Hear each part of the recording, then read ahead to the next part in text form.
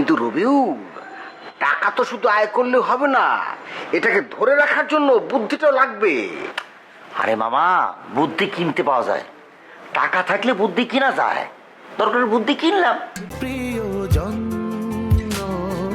মামা, আমি একটা বুদ্ধি ফাইনাল করেছি। তোমার বৌমারে টিকটক করা শিখাবো। আমি আর সে, মানে আমি হাজবেন্ড হিসেবে তার সাথে একটা টিকটক করতেই পারি, তাই না? মামা, আমরা হচ্ছে হুজুগে বাঙালি, যখন যে হুজুগ ওঠে সবাই মিলে ঝাঁপিয়ে পড়ি। তার টিকটক করে লাভটা কি হবে শুনি? লাভ হবে কি বুঝো নাই? শোনো, আমি আর সে একটা টিকটক করলাম, সেই ভিডিওটা করে আপলোড দিব। আপলোড দেওয়ার পরে তার কাছে টাকা চাই নিব, বুঝো নাই? টাকা এত সস্তা, তাই না? আরে মামা বুঝো না, যার কাছে টাকা আছে তার কাছে খুবই সস্তা, যার কাছে নাই তার কাছে একেবারে অনেক কঠিন। যেমন তোমার মতো। তোমার মতো মানে? এই তোমার মতো মানে এটা কি? তোমার মতো বুঝো নাই? যার কাছে টাকা নাই তোমার মতো মানে তোমার টাকা নাই, এই জন্য বললাম তোমার মতো। শোনো, যে বুদ্ধিটা করছি, ভিডিও কইরা আপলোড কইরা তোমার বিয়াই আছে না, মানে আমার শ্বশুর, তার অ্যাকাউন্ট কিন্তু একদম ফাঁকা করে ফেলবো।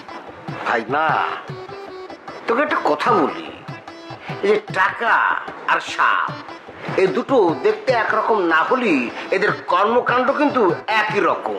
ওই ঠিক মতো রাখতে না পারলে একদম কামড় বসিয়ে দেবে।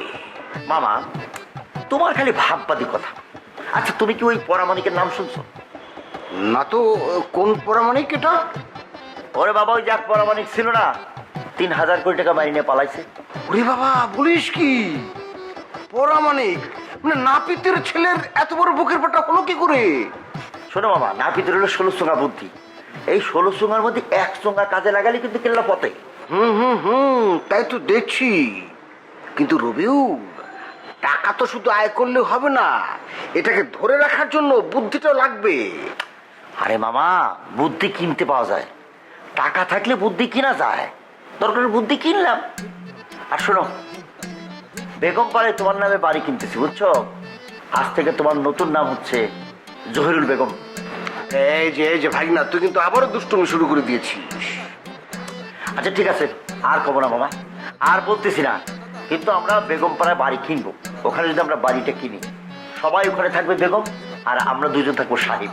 তখন দেখবা এই যে পরমানিকের বেটা যতটা আছে সব ওখানে যে হাজির হবে, বুঝছো? হ্যাঁ ঠিক আছে, কিন্তু বেগম পাড়ায় বাড়ি করলে তো ওখানে চোরের আড্ডাখানা বসবে।